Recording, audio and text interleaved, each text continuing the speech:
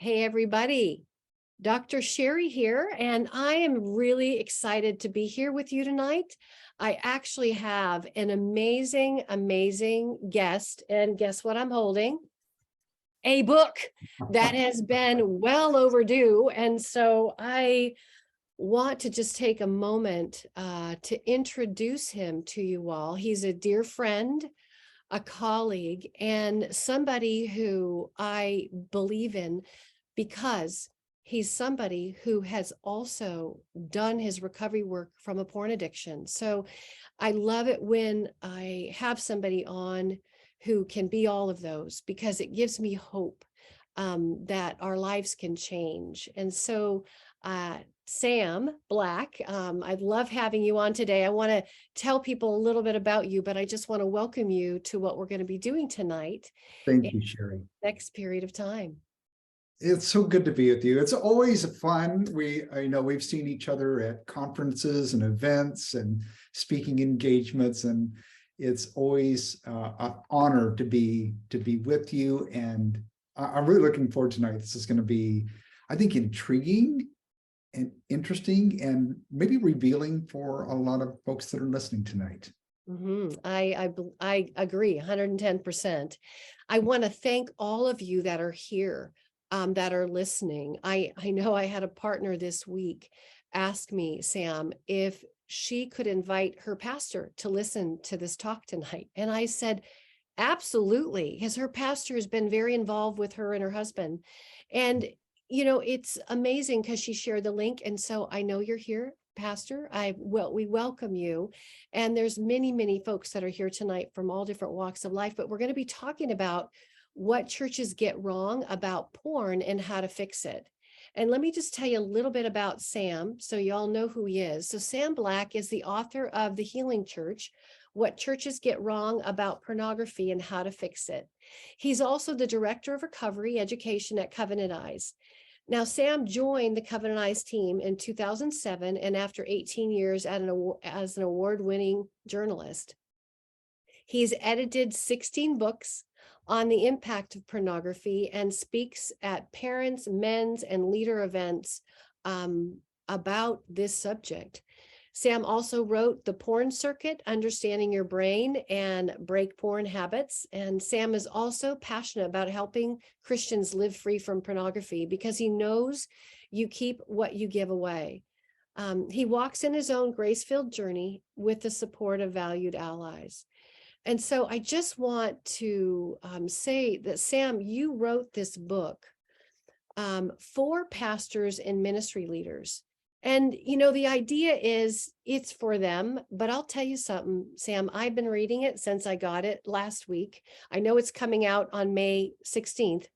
And by the way, we're going to be giving 5 copies away tonight. So if you're interested in getting a copy of this book that won't be out until May 16th, just reach out to me at info@braveone.com and just give me your name. And then say, I want to win the book. And then we'll go ahead and have a drawing. And then if you're one of the winners, we'll just ask for your address and then get it out to you.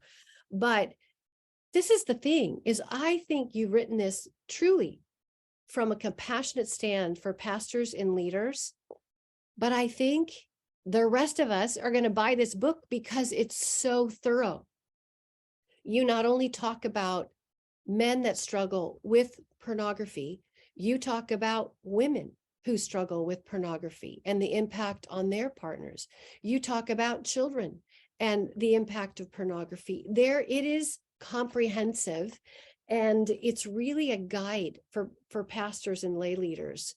So let me just start by asking you a few questions, and then we have a ton of questions.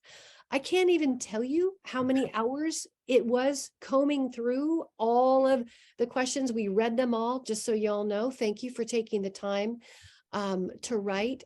And we've got a whole bunch of them, and I want to get to as many as we can tonight, Sam. But you have said that pornography is undermining every ministry in the local church. Can you just tell those of us listening tonight a little bit more about that? Well, if you look at the studies I explore in the book as well, really helps bring this into greater understanding.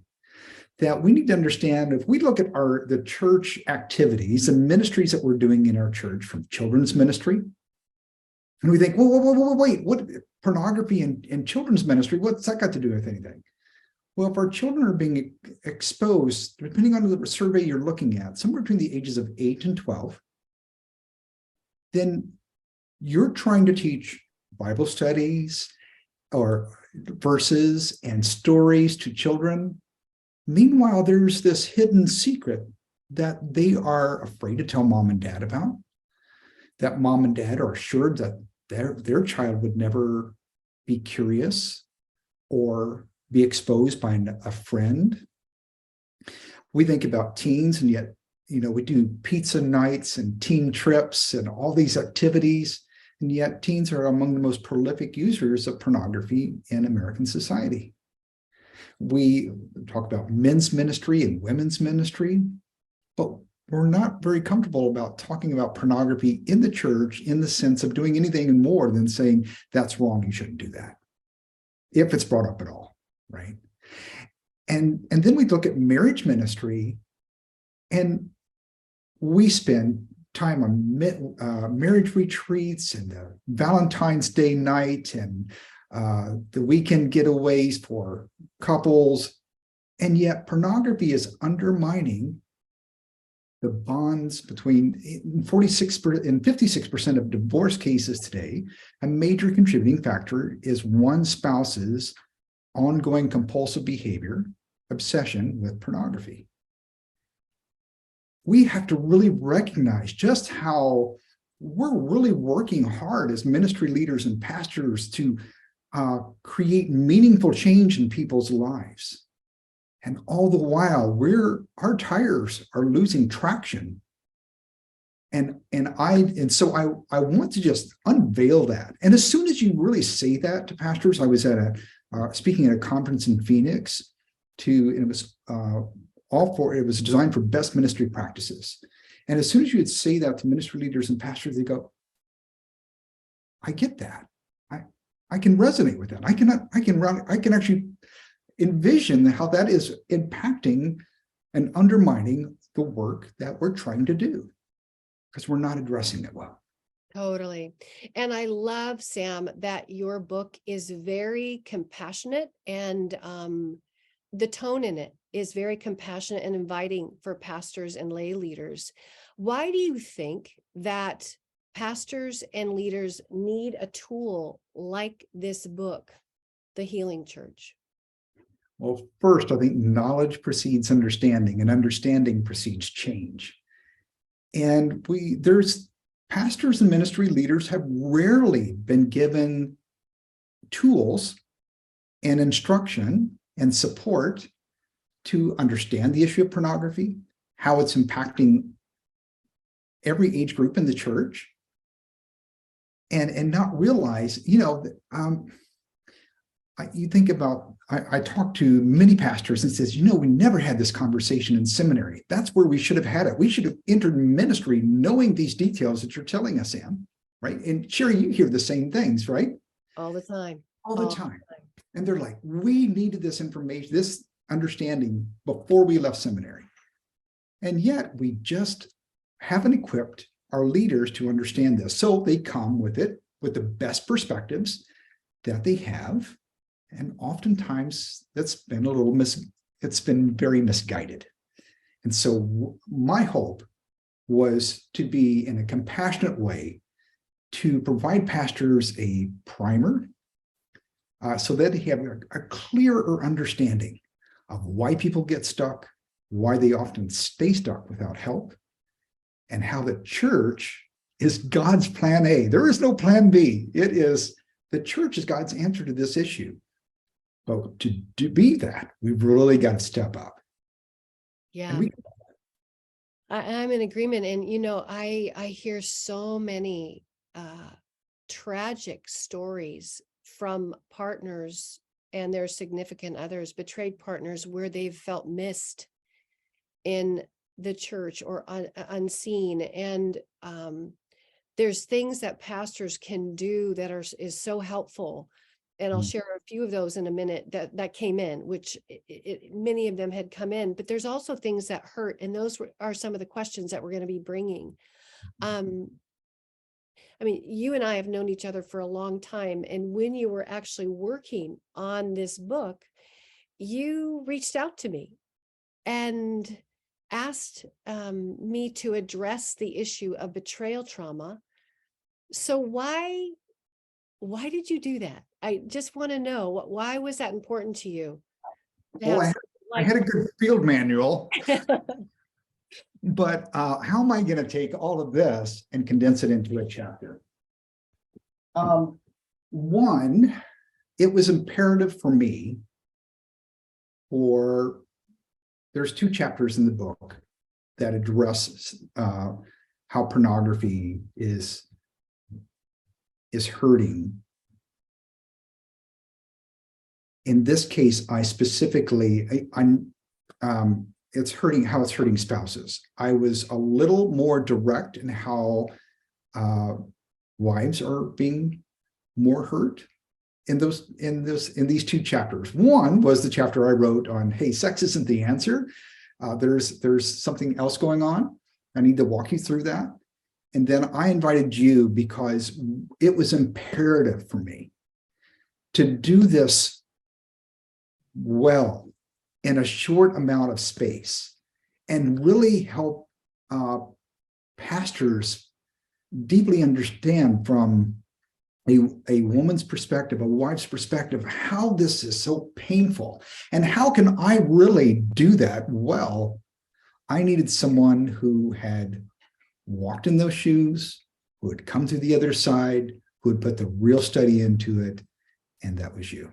Oh, well, thank you. I'm so grateful. And I believe that chapter is going to really help pastors and ministry leaders really understand, oh my goodness, I never understood the impact that his pornography use was having on her, and how it was just traumatizing her again and again and again. And I've got to come up with some new answers, right? That he or she is going to have to come up with some different answers than they've been giving in the past. I appreciate it.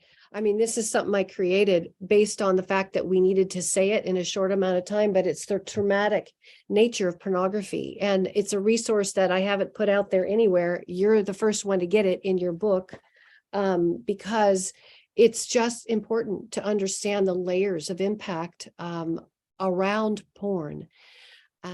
So let's jump into some. I love that. I'm just going to hit that just a little bit more. Okay. You wrote the 6 ways pornography harms us.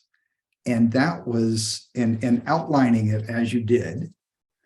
Let me just read the chapter or the section titles of it.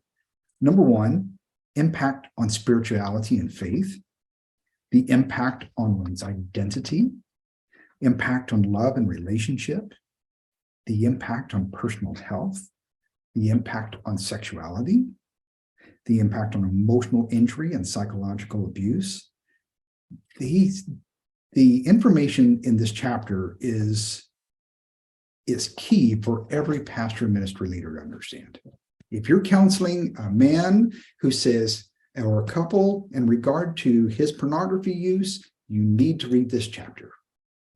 And you need to get this book. Right. I appreciate that. Well, I want to jump into the questions that we have. So many people have reached out, and let me just read them. It's probably easier for me just to read them, and then we have a lot. So I have like 4 or 5 pages of questions, big font, but let's just go through them and see how many of them we can address. And I'm going to mention the names of people, first names. We've checked in with everybody, and if we heard back from them, they said, use my name, or if not, it's another name, but it's their words. So number 1 was, when my husband was first discovered, he only came forward to the church with 2 things: minimized the sexual acting out that he was engaging in, and maximize the commitment to change to church leaders, which was not what I was experiencing at home. I often wondered if women are hurt by well-meaning clergy because they don't know what is before them and what's real, right? They're maximizing how they look to the pastor, but they're minimizing the truth of what's going on. I often see that clergy are getting a squeaky clean image placed before them. They base a lot of their aftercare on image management. Is there a way for church leaders to recognize that the man that is before them may be being dishonest and lying?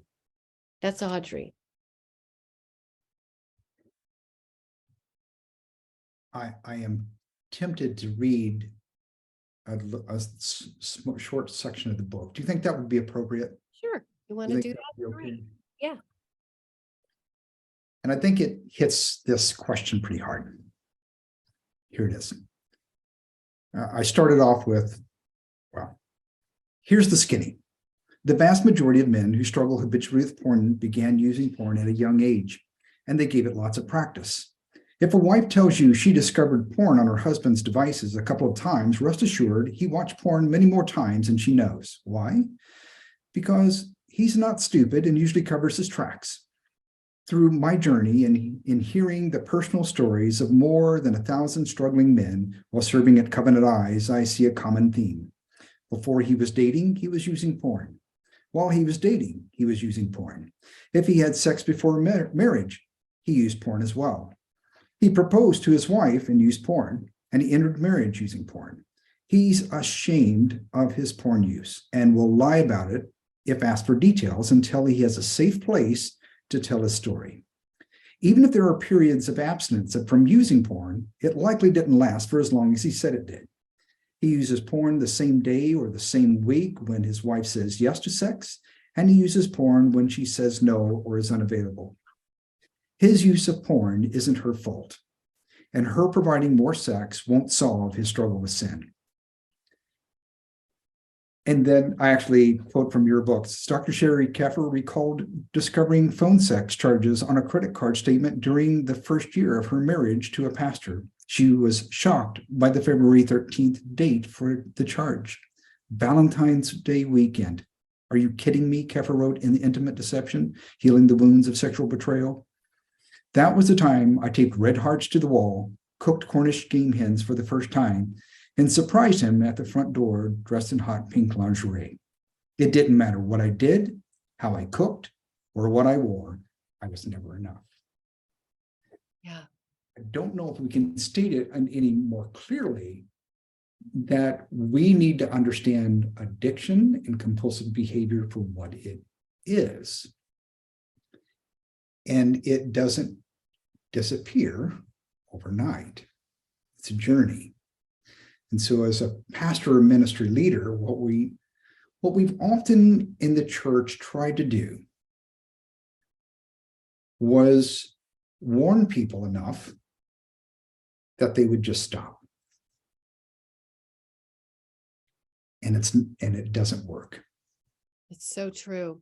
And I see, having been on both sides of the coin, Sam, I really see where pastors and church leaders and even therapists, we can, just like Audrey said, when we think it's a surface issue and when we don't ask things to go deeper and get more healing and get more honest and get to the truth and get that stuff out and get into sobriety, what happens is well-meaning church leaders Right. knowingly collude with deception.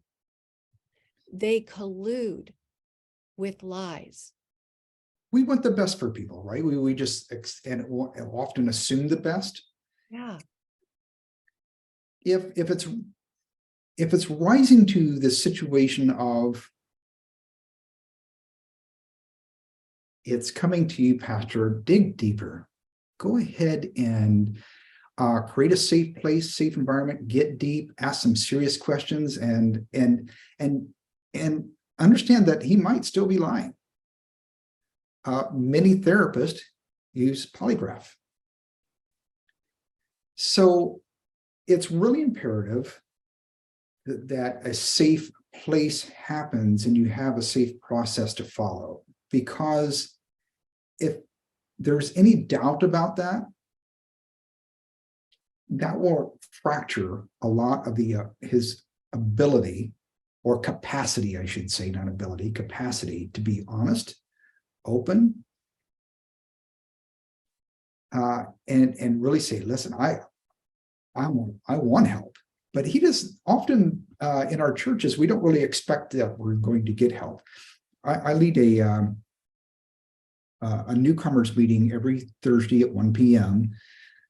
Eastern Standard Time for the Samson Society. And the Samson Society is a community of Christian men who are supporting one another in breaking free from something in their lives that is bigger than they are. Most often it's pornography and unwanted sexual behavior. What I find is when I'm able to tell my story to those guys, I've become the safest person they know. So, Pastor, you might be saying, hey, I want to give that person some help right now. Would you have them come to Samson Society newcomer meeting and get real with someone? Because in that kind of safe place, they can get truly honest about what they're going through that maybe they're not really getting yet in your church, but we want to make it safe in your church as well. Love it. Love it. And, some of the positive things that people said is when the pastor felt like, you know what, this is bigger than what I feel comfortable handling with, they refer out to CSAT, certified sex addiction therapists. Like I see the times when pastors do amazing work. And if that pastor is feeling uncomfortable, then refer out, right? Or refer to these organizations like Samson Society that can help, collaborate. There's so many things that can be of help. I want to go to the next question because we've got so many of them. Yes. So how do I respond and interact with the associate pastor? This is going to it hurts to read, to be honest. How do I respond and interact with the associate pastor who told me to have sex with my husband, knowing he did not love me, and to do it as if Jesus were there? I told the pastor that I didn't feel safe with my husband. My husband has a pornography addiction. So what would you say to that woman whose associate pastor said, have sex with him, even though you don't feel safe, like Jesus is there? First, the amount of hurt there is just, I can just hear it through the words you were reading. And I'm just so sorry that is the advice you got. I can't.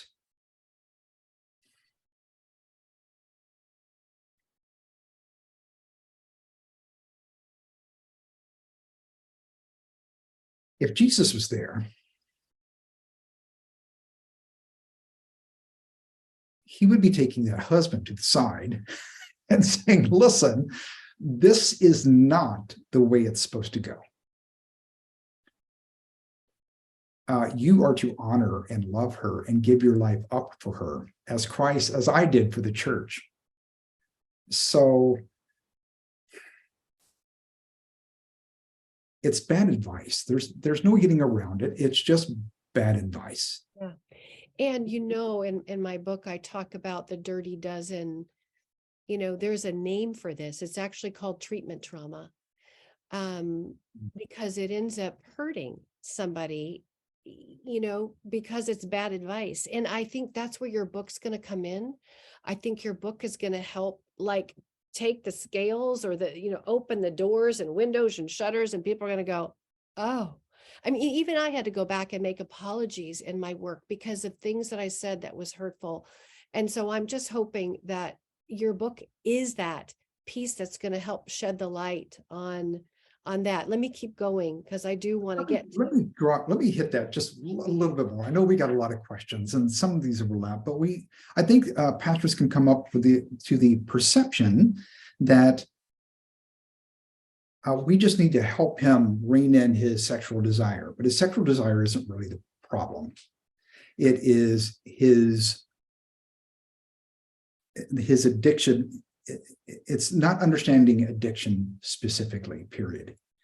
And it's sort of like asking an alcoholic to have more alcohol in that sense. And I think it's important, and I use a term that's used in recovery circles that might sound a little offensive, and I don't mean it to be, but it's the term that's used is vaginal masturbation. In other words, he begins using his wife like pornography, and it's only feeding his addiction more and more. So without true intimacy, without rearranged thinking, without rewiring the brain, without doing the recovery work, without creating that sense of safety in the marriage, sex is never the answer for the addiction. We need to retrain who we are in ourselves and who we are in Christ and who we are as a married couple. And I know I'm going too long. Go ahead. We'll go with the no, I appreciate that. Well, and on that note, let me share another. This is from Brianne. Brianne said, my husband went to a retreat for sex and porn addicts. It was suggested that wives have more sex with their spouse in order to help them overcome the addiction. Wouldn't this just feed into the problem? It would. Yeah. And so often, again, these are things that are encouraged. These are things that are suggested without understanding. And again, like Brianna, there's harm there, right? One gal, I'm going to combine Pamela and Martha. So Pamela said, I'd like to see churches have structured groups of men to confront husbands and create safety for the wives and accountability for the husbands. Many of us suffer financial abuse and we can't get help. And no one believes us if our husbands are acting out. And no one believes that they are capable of doing such damage because no one confronts them. And she said, no one. Martha said, why doesn't the church focus on women or men? I'm going to add that caveat because we've got some men that are listening who've been sexually betrayed. But let me go back to Martha's question. Why doesn't the church focus on women as betrayed partners and offer support? We are told we need to stay faithful, stay married, forgive him, move on, and support him. And they are told to get help and to get into a support group. So why doesn't the church focus in on betrayed partners, whether they're males or females, and provide help for them? In this specific chapter on wrong answer, try again. I hope you have to remember that I'm writing to a pastor or ministry leader. So I hear what's the pain that's being felt, and all these words and these questions. It is so hurtful. It is so painful. It is. They're being treated with not only disrespect, I would say with spiritual abuse. But sometimes it is clouded thinking. And even clouded theology, and so I try to paint this out for pastors and ministry leaders to help them, especially to a pastor, to kind of get the honest review of what this looks like. First of all, most clergy, most in pastoral and church leadership are men. It's a simple fact. I'm not trying to raise any biblical or theological debate. Men often see our world through our male perspectives. Further, besides my wife, my closest friends are other men. It's, again, just facts. We all share, as men, we share this in common. And when pastors are comparing notes, they're typically comparing thoughts and perspectives with other men. So they're missing the truth that's in intimate deception, that's in these chapters. There's a simple biological thing that, in general, men desire sex more than women. Now, sometimes it's not the same. It varies, right? But in general, studies overall show that to be true. All that's just facts. But we have used that, all those denominators, to build up to an equation that is wrong. And that is that sex on tap is a simple answer for not just pornography issues, just for marital issues in general. And I've seen it over and over again, that not just in regard to pornography or inappropriate behaviors, etc., that I write about in the book. It's just simply thought that, man, if I can solve this, if I can just get him focused on her. But we have to go back to the paragraphs I read before. He has sex with her and he's using pornography. It's not like, oh, because he had sex, he's not using pornography anymore. That's erroneous. Pornography has become a coping mechanism for when he feels good, for when he feels bad, for when he feels angry and hungry and angry and lonely and tired, and often just to feel normal, just when he's bored. So we need to reframe our understanding of when men trapped in compulsive behaviors, pornography, are using pornography. And so we need a safe place and a safe process. And that process is intense. It's not easy. It takes work. It takes study. And it's, frankly, some guys are a bit wimpy about the whole thing. They just want to try harder for a while. And listen, oh man, I'm going to get off on a tangent here. And that is, there are many guys who do want to be free, but they don't know what they're doing. They've created a cage of their own making from childhood through their teen years into adulthood. And they have locked the cage door, threw away the key. Nobody keeps the key. And until someone shows them how to unlock the door, they don't get out. So he tries harder, chasing his tail inside his cage, digging his hole ever deeper. And he's not getting anywhere. He thinks, oh, but next time will be different. But it's never different. And so until I allowed other men in my life to come in and show me, hey, you don't have to be like this. God didn't make you this way. Evolution didn't make you this way. And you don't have to live like this.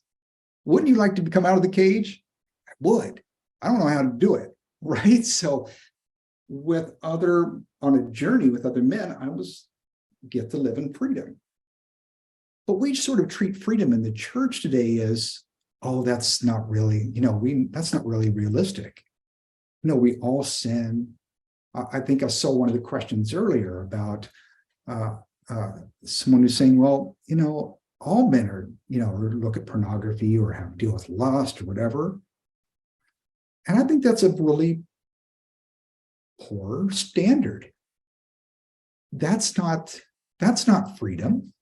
That's not wholeness. That's not living and growing in sanctification.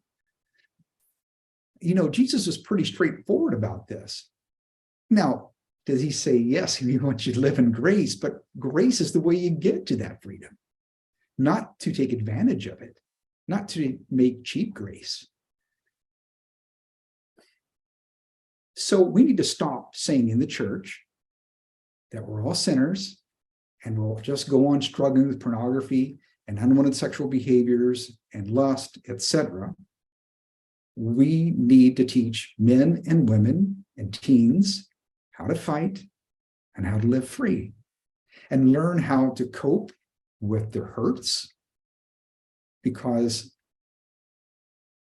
I'll pause, but we need to help them learn how to live with their emotions so that they don't need to cope with life and their moods with using pornography. They can live in the moment. Yeah, it's interesting as I'm listening to you, Sam, because one person's way of trying to numb out, cope, boredom, whatever the reasons is that you mentioned, becomes another person's post-traumatic stress disorder.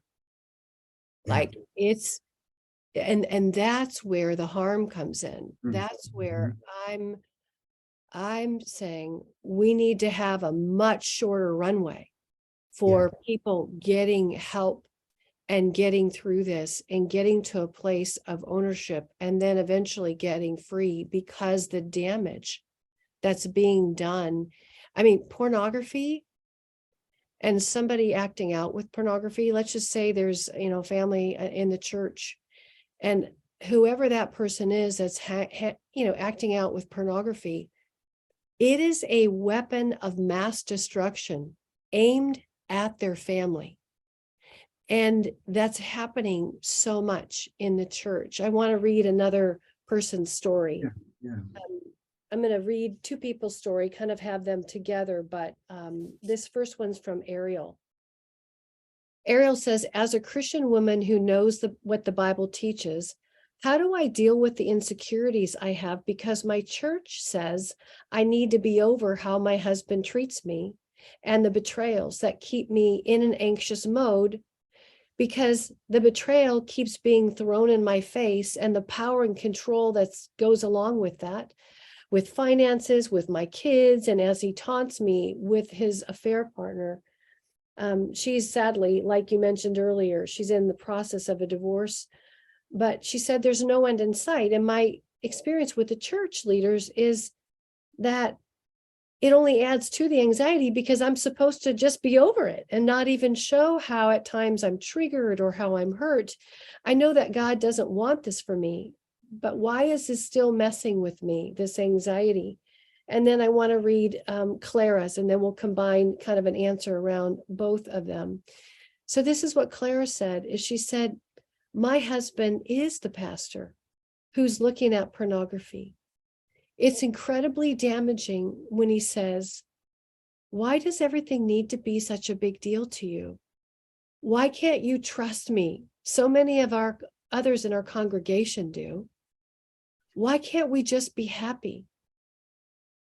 Or I'm never going to be perfect. All men lust and look at porn from time to time. Or I just need to take a break from everything I'm doing. What do you say to that, right? What if it is the pastor who he himself is hooked to pornography and the congregation that he's leading? What do you say to that, Sam? Yeah, there's a couple of layers there, right? One is we in the church we're minimizing sin, and I mean it in the way of not that grace. We're very, we're right in saying where sin abounds, grace abounds all the more. But that doesn't give a license to sin, right? It is that, okay, follow me as I follow Christ, what Paul said, right? So let's dig in a little deeper to the issue and let's give you some grace. But that grace comes with a clear pathway, some consequences, right? There's some teeth to the program, but there's direction. So when when it comes there, there's like, we can talk an hour, and there's 2 chapters in the book that are specifically written to ministry and leaders and pastors to help them understand why ministry leaders and pastors are often can be in a position where pornography or unwanted sexual behaviors can impact their lives. Just like others have found the early exposure, the woundedness, the drama and trauma early in life, the repetition. Well, I've talked to many ministry leaders who've said, when I got to high school, I thought I'd be over this, that, I'd just be around more mature people. I'd be in sports. This wouldn't have any impact on me. I'd be involved in whatever I was going to be involved in. And then didn't stop then. So I thought, well, when I go to this Christian college, I'll be around lots of Christians. And so I won't do this anymore. And I thought, well, that didn't work. So, but when I go to seminary, that's where I'll find the cure, because I'll be around very theologically enriched people with enriched spiritual lives, and that will change. But it still didn't. So it just keeps lingering. Maybe they had victory for a little while, but it never sticks. Well, people often enter ministry because they have their own wounds. And they don't want others to be wounded and hurt. But they've never dealt with those wounds and hurts, and they've never gone on a real journey to that and understanding and freedom. And so when you never really deal with the issues in the first place, and you just begin sort of coding them over or begin living with them or justifying them, then it seeps into your ministry. It weakens your ministry. It weakens what God's going to do through you. And we need to take it seriously. I appreciate that. Every pastor ministry leader needs to confront it and say, hey, I'm not living this way anymore. I'm going to find support to do that. And listen, if there is a pastor or ministry leader that's in this grip now, and you want to find freedom, we want you to find freedom, right? We're not here to beat you up. What we do is want to say, I want you to go through the process and find real life change to make that happen. Again, come to that newcomer meeting, samsonsociety.com. I'm there every Tuesday at 1 p.m. Eastern.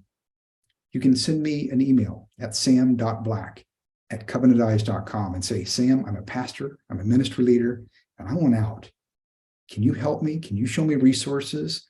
I know great people, and we provide support tools that can help you find that path, get on the right track. And again, in the Healing Church, we talk about what's the process to create that renewal and real life change for ministry leaders. I love that. And thank you, Sam, for your generous offer. I hope that there are some pastors or church leaders that are listening to you right now that will do the brave thing and reach out to you, right?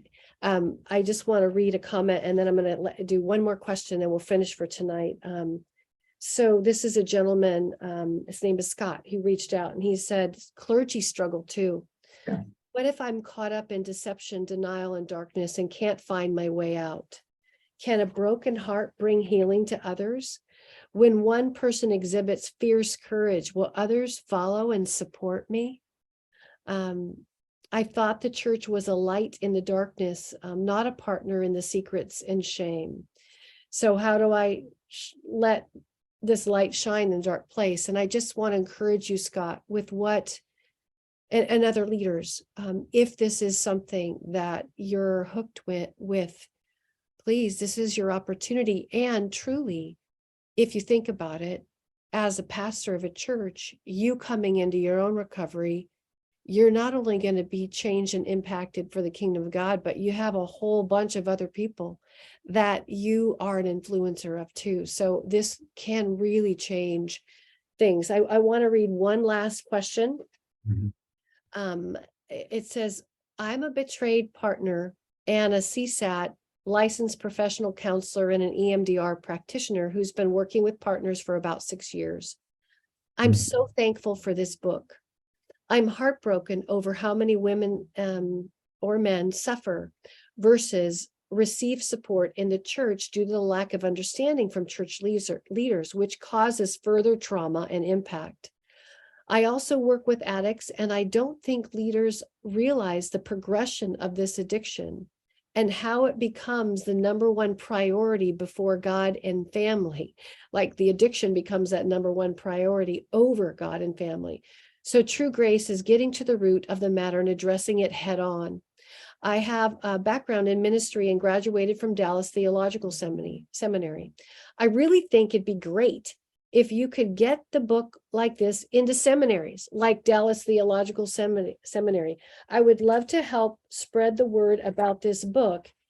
Is there some way I can help other than buying it for myself or recommending it to clients? I hope to be a part of this discussion, and you are, Julie. So Yes. what can folks do after this discussion tonight and with this coming out? How can they get it into the hands of their pastors or seminary leaders? Well, here's step one. Go to thehealingchurch.com and then send your pastor a text. Hey, pastor, I saw this interview last night and I want you to hear about this. Would you just go to this page and download the introduction and the first chapter for free? You go to thehealingchurch.com and you can get the introduction and the first chapter absolutely free.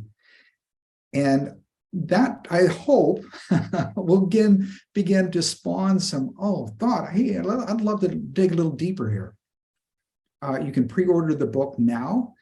And listen, the pre-orders are a big deal in publishing, as you know, Sherry. And the more that, this book is available wherever books are sold, wherever you normally buy books online, you can buy this book there and pre-order it there. And pre-orders will help us move this into more, it'll help it get more notice, of course. And that means it's being picked up by news organizations and others that are like, hey, what's the buzz about this healing church? Isn't that what we want to be? Isn't that what our church is?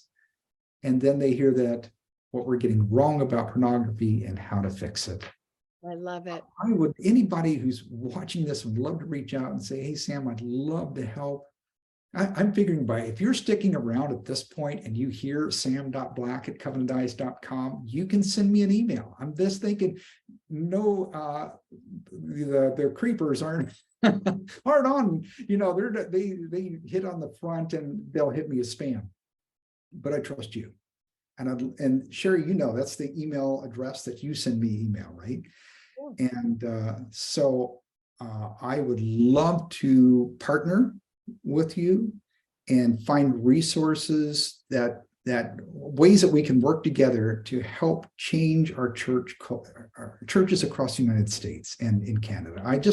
And the English speaking world, I just believe truly that when we help people and we make the church a healing church for betrayed spouses, for those who are addicted, for those who, for protecting our teens and our children, when we're providing that kind of support, then we are truly becoming a healing church. And listen, I got to tell you something. This is the hidden secret. Like me, like the guys I'm talking about and women I'm talking about in the book, they go through the process. They go on the other side. They go on fire. Now, so you have to be really prepared that when you disciple someone through a real journey, regardless of what kind of program you're working, it's always you have to give back. We keep what we have by giving it away. So true. And so when you enjoy that kind of freedom, that kind of, can you believe this is like real? Then you can't help but give that away. You want to help others. So that's why there are mentors in every program that you'll hear about in the Healing Church. We give back. So when you disciple, you get disciples, right?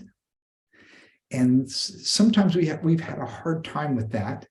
when we think about things like pornography and unwanted sexual behavior, when we can disciple them.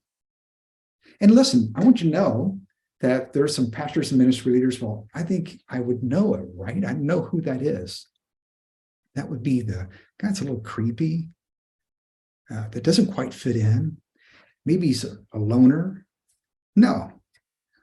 Listen, as I was talking about these newcomer meetings, I talked to principals and school teachers and pastors and truck drivers and delivery drivers and technology experts. They're from every walk of life. In fact, this week, I was, and it doesn't matter what age group. So you talk, in my last meeting, I had guys in their 20s and guys in their 60s. One was studying for his PhD. And you think, wait, aren't these guys supposed to be dysfunctional or something? No, they get along great in life. They wear a mask, right? I wore a mask. And so when there's an opportunity to be in a church where he says, hey, I believe in grace and I'm going to show it to you, but it comes with a full hug. Like you get to come in here and really work on your heart and your mind and your spirit. Then that's true discipleship. Those men and women and teens want to be free from this. They hate it. They hate what it is. Their shame sounds like self-hatred at my expense. Yeah. But they don't want anybody to see that. So I just want to encourage you that the Healing Church is an opportunity to strengthen every ministry in your church, whether it's your children's ministry, your teens ministry, your adult ministry, your marriage ministry. When you can address pornography and unwanted sexual behavior as well, it becomes limitless. Yeah, love it. Well, I want to encourage you all to get on to thehealingchurch.com, pre-order the book. And then I also just am mindful, there might be some of you tonight that are listening, or even that are going to hear this later, because we're going to send it out, that are our partner who's been sexually betrayed.